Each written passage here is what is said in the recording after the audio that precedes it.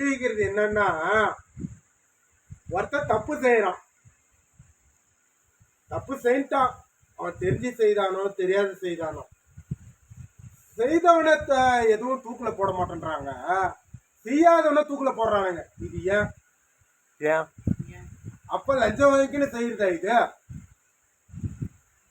அப்போ கெட்டவன்லாம் வெளியே சுத்தணும், நல்லவன் சாவணுமா?